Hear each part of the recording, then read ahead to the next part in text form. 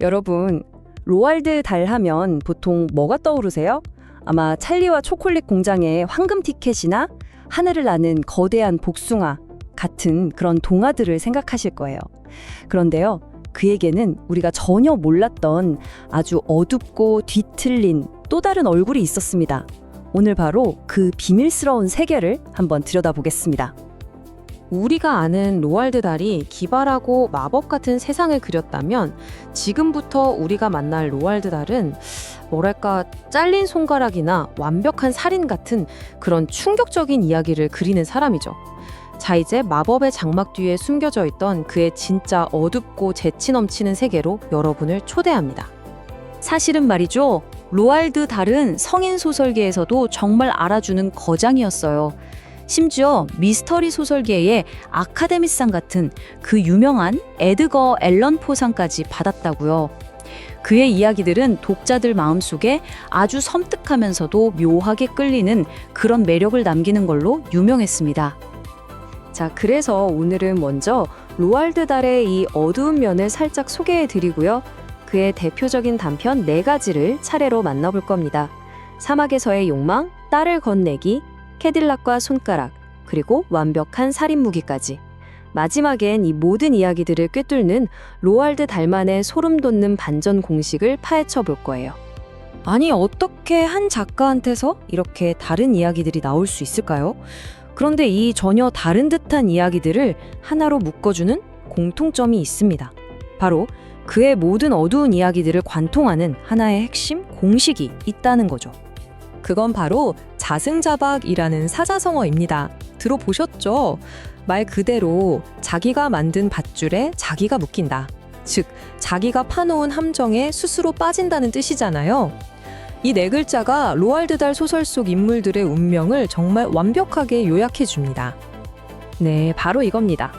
걷잡을 수 없는 욕망, 그리고 그 욕망이 결국 자기를 파멸로 이끄는 함정이 된다는 것. 이게 바로 그의 가장 기억에 남는 이야기들 뒤에 숨겨진 비밀 공식이라고 할 수 있어요. 자, 그럼 이 자승자박 공식이 대체 어떻게 작동하는지 첫 번째 이야기부터 한번 들어가 보시죠. 손님이라는 작품인데요. 평생을 바람둥이로 산 한 남자의 일기장에 기록된 사막 한가운데서 벌어진 아주 미스테리한 하룻밤에 대한 이야기입니다. 상상 한번 해보세요. 주인공인 삼촌이 사막 한가운데서 차가 고장나 길을 잃었는데 눈앞에 신기루처럼 웬 저택이 나타난 거예요. 그리고 그곳에서 집주인의 아름다운 아내와 어린 딸을 보자마자 그의 욕망은 활활 불타오르기 시작하죠.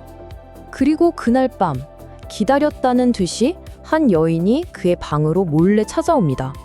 칠흑 같은 어둠 속에서 얼굴은 보이지 않죠.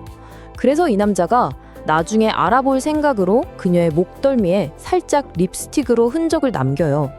이 작은 표식이 어떤 끔찍한 결과를 불러올지는 꿈에도 상상하지 못한 채 말이죠.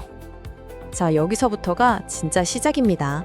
다음날 아침에 보니까 세상에 아내와 딸 둘 다 목에 스카프를 두르고 나타난 거예요.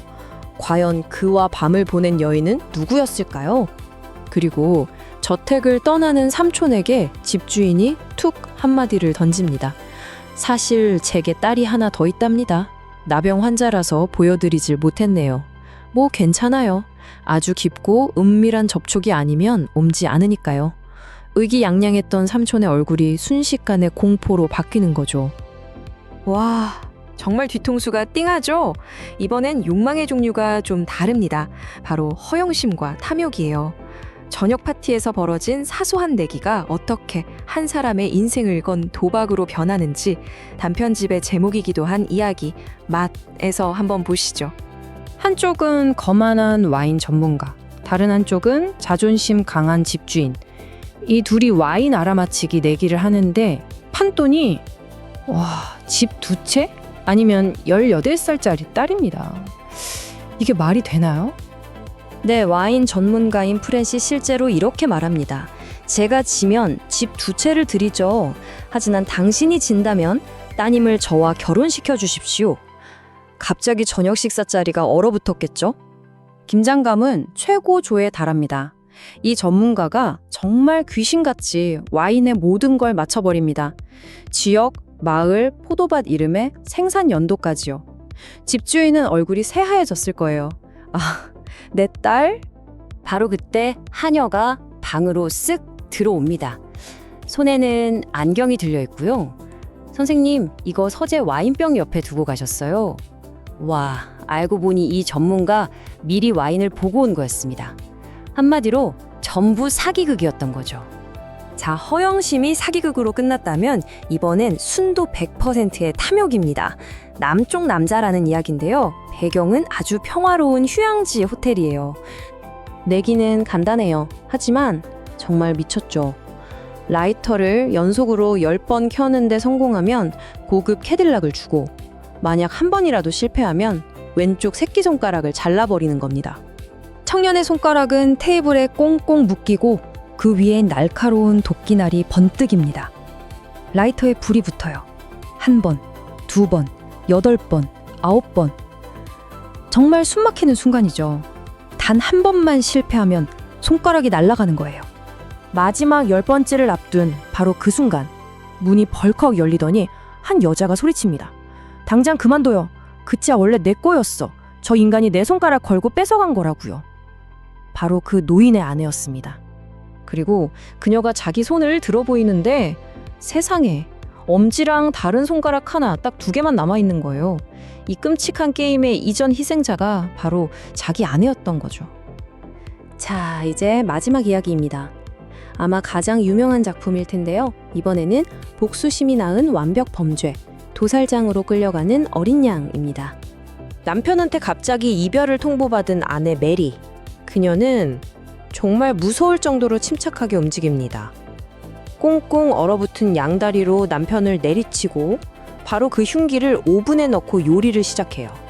그러고는 태연하게 식료품점에 가서 알리바이를 만들고 집에 돌아와서는 시체를 발견하고 경찰에 신고하죠.